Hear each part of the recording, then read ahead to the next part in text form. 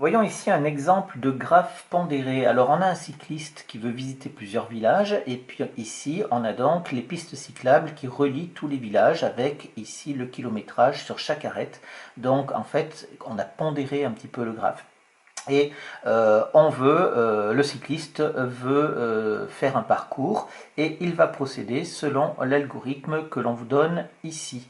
Donc il part d'un village, n'importe lequel, au choix. Et alors au départ, bien sûr, dans l'algorithme, on suppose qu'il n'y a aucun village qui n'est visité. Et le village de départ, il le marque comme visité. Et ensuite, il va rouler vers le village le plus proche. Une fois qu'il a roulé vers le village le plus proche, eh bien, on rentre dans une boucle tant que, hein, c'est un algorithme, donc c'est vraiment mathématique, et donc on rentre dans la boucle tant que, donc du temps que le village n'est pas visité, eh qu'est-ce qu'il va faire? Il va aller au village le plus proche, bien entendu, sans revenir en arrière, même si le village le plus proche est le village qu'il a visité juste avant, alors il ne va pas retourner sur ses pieds, bien sur ses traces, bien entendu. Donc voilà, et ça c'est du temps qu'il tombe sur des villages qu'il n'a pas encore visités. Et dès qu'il va tomber sur un village visité, eh bien il va sortir de la boucle tant que et il aura fini donc la visite de ces villages. Alors on vous demande quelle propriété du graphe permet à la ligne 4 d'être toujours exécutable. La ligne 4 c'est de rouler vers le village le plus proche. Alors, rouler vers le village le plus proche, qu'est-ce qui permet ça, de faire ça? Eh bien, tout simplement parce que il y a une piste cyclable déjà qui part de tous les villages, donc ça c'est quelque chose d'important, c'est-à-dire que le degré de chacun des sommets du graphe est supérieur à 1, supérieur ou égal à 1, donc il y a une piste cyclable qui mène, et d'autre part parce que le graphe est pondéré. Donc ici, car chaque sommet, pardon, à un degré supérieur à 1, et le graphe est pondéré. Autrement, on ne pourrait pas faire le chemin le plus proche, on ne saurait pas quelle piste cyclable emprunter et on ne saurait pas vers quel village se rendre. La deuxième question, on vous dit en partant du village noté G, quelle sera la liste des villages visités. Alors 2G, bien entendu, le village le plus proche, c'est donc B. Ensuite, 2B, le village le plus proche, donc ça serait G, mais ici on ne peut pas revenir en arrière, donc on ne peut pas revenir sur G. Donc le village le plus proche, c'est A. Ensuite, 2A, eh ben, c'est pareil, on ne peut pas revenir à B, donc on est obligé d'aller à F, qu'il n'a toujours pas visité. Et 2F, eh bien, on va retourner à G, ici, donc je le mets en couleur parce que ici, il n'est pas visité. Donc voilà, ici, la liste des villages visités. Ici, on a les villages visités,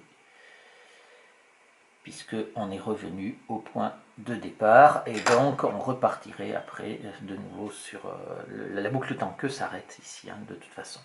Donc voilà la liste des villages visités quand on part du village G. Pour la question 3, elle paraît, faut faire attention au niveau de la lecture et il faut bien être extrêmement rigoureux là-dessus. On dit existe-t-il un village de départ qui permette en suivant cet algorithme de visiter tous les villages? Alors quand on a ça, on a tous les villages, donc ça veut dire, on peut imaginer que ça, on voudrait passer par, qu'on cherche une chaîne eulérienne. En fait, pas du tout, parce que déjà on ne vous parle pas des pistes cyclables, d'emprunter toutes les pistes cyclables, on vous demande juste les villages visités. Et en plus, on ne peut pas, les théorèmes que l'on a vus sont valables uniquement si le graphe n'est pas pondéré. C'est-à-dire que si on est au village B, eh bien, si on est libre totalement d'aller soit vers le A, soit vers le G, soit vers le C, soit vers le D. Mais ici, ce n'est absolument pas le cas puisqu'on est limité par le trajet le plus court. Donc, on va partir sur la liste exhaustive pour trouver une solution, ou peut-être pas, parce que c'est pas dit que l'on en trouve. Alors, on part, on peut essayer comme ça un certain nombre de listes. Donc, si je pars de A, ensuite, ici, je suis obligé d'aller à B. De B, je suis obligé d'aller à G. Ensuite, je suis obligé d'aller à E. Ensuite, de E, je suis obligé d'aller à D. De D, ensuite, je suis ici. Bien, je peux pas, ici, je suis obligé de retourner à G. Et donc c'est fini puisque j'ai été un village qui était déjà visité. Donc ma boucle tant que s'arrête ici. On peut en chercher également et je vais prendre ici, alors après on pourrait prendre à partir de B, enfin il faut faire ça méthodiquement. Je vais prendre maintenant à partir de C. Donc de C ici, je vais aller à D. De D ensuite, je suis obligé d'aller à E. De E à G, là j'ai pas d'autre choix. De G maintenant ici, eh bien je vais aller à B puisque j'ai le 10 qui est plus petit que 17, donc je vais à B. De B ensuite je vais aller à A. De A je vais aller à F en suivant toujours le chemin le plus court. Et de F je vais revenir à G, mais c'est bon, j'ai bien ici mes 7 villages, donc cette chaîne là convient. Donc cette chaîne convient. Donc la réponse est oui, ici. Maintenant, la dernière question, donc une fois qu'il avait pu visiter tous les villages, il se dit, est-ce qu'on abandonne l'idée de l'algorithme avec le village le plus proche, etc. Et en fait, son souhait, c'est juste de parcourir toutes les pistes cyclables, mais avec une condition, c'est-à-dire que une fois qu'il a visité, qu'il a emprunté toutes les pistes cyclables, il veut revenir à son point de départ, c'est-à-dire au village de départ. Alors, est-ce que c'est possible? Oui ou non?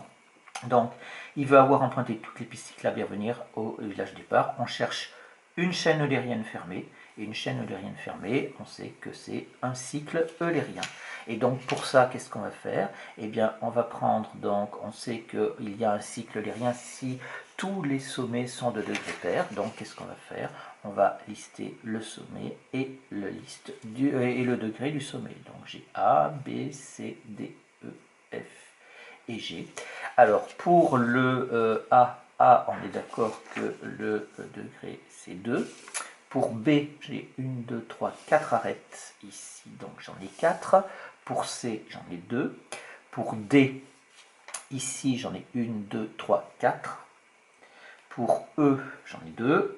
Pour F, F, il est ici, j'en ai 2 aussi. Et pour G, j'en ai 1, 2, 3, 4 ici. Donc voilà, ici on va dire tous les sommets sont de degrés pairs.